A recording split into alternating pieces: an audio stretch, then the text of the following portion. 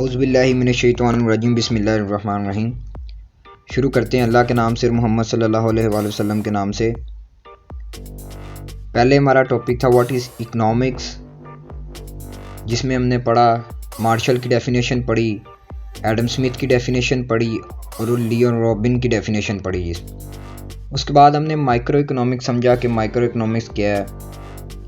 जुज़वी माशियात, छोटे से छोटा जुज़ बिज़नेस का, किसी इंसान के बारे में जानना, इकोनॉमिक्स। अब हम पढ़ रहे हैं व्हाट इज़ मैक्रो इकोनॉमिक्स, यानी बड़े लेवल पर, इंटरनेशनल लेवल पर, एक पूरी कंट्री, मुल्क के बारे में पढ़ना। तो आइए डेफिनेशन को समझते हैं। Macro economic discuss the decision made by countries and government. Micro था छोटे लेवल पर, यानी एक स्पेसिफिक एरिया के बारे में, एक स्पेसिफिक ऑर्गेनाइजेशन के बारे में, जबकि मैक्रो इकोनॉमी से किसी मुल्क और उसकी गवर्नमेंट के बारे में, जैसे वजीर ख़जाना होता है, किसी भी मुल्क की प्रॉपर माशियात जो है उनके अंडर होती है। इस take a top down approach, ये ऊपर से नीचे है, यानी इंटरनेशनल लेवल पे है ये। इस discuss the economy as a whole, और ये पूरी इकोनॉमी के बारे में ये जानना, डिस्कस करना macro economics whole. It is a tool essentially used bro craft monetary policy and fiscal policy. Macro economics study the behaviour of a country. Macro economics किसी भी कंट्री का बिहेवियर जानता है, उसको स्टडी करता है। The impact of policy on the economy as the whole. It analyzes the entire industry and economics. That is why it is considered a top-down approach. It answers questions such as a rate of inflation and deflation. It also discusses about how GDP, GNP, economics, growth, import and export, balance of trade and balance of payment, impact of nation capital account. How can a country control unemployment? इसका हम easy लफ्ज़ में समझते हैं कि macro economics कहते किसे हैं। किसी भी मुल्क की माशियात को समझना बड़े लेवल पर, इंटरनेशनल लेवल पर, जिसमें उसकी इंपोर्ट एंड एक्सपोर्ट आ जाए। अगर किसी भी चीज़ की कोई वैल्यू बढ़ रही है तो उसका पूरे मुल्क पर असर पड़ेगा।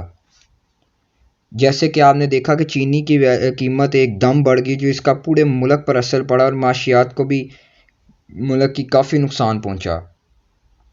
इसी तरह अगर तेल हम देखें तो दूसरे ममालिक से हमने तेल जो पहले सस्ते दामों हमें मिल रहा था, लेकिन हमने सस्ते दामों में नहीं ख़रीदा और महंगे दामों में ख़रीदा, और उसका पूरे मुल्क पे असर पड़ा और कीमतें एकदम बढ़ गईं। मैक्रो इकोनॉमिक्स इसके बारे में डिस्कस करता है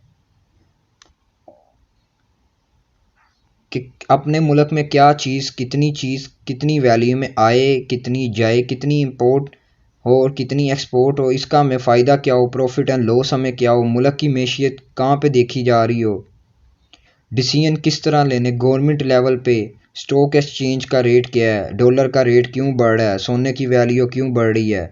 ये सारी हम मैक्रो इकोनॉमिक्स में पढ़ते हैं। माइक्रो में तो किसी एक ऑर्गेनाइजेशन के बारे में जानना और उसके बारे में फ़ैसला करना, जबकि मैक्रो इकोनॉमिक्स में हम लोग प्रॉपर रुपए की कदर के बारे में, पूरा ये वज़ीर ख़जाना के पास ये इख्तियार होता है कि वो एक एक चीज़ को एक्सप्लेन करता है। ये तमाम चीज़ें जो होती हैं ना, इजी वे में कहा जाए, इन तमाम चीज़ों को एक्सप्लेन करना माइक्रो इकोनॉमिक्स में तस्लीम किया जाता है। इसके डिसीजन लेना किसी कंट्री, किसी गवर्नमेंट के इंटरनेशनल लेवल पे। तो ये था आज का हमारा टॉपिक कि व्हाट इज़ मैक्रो इकोनॉमिक्स।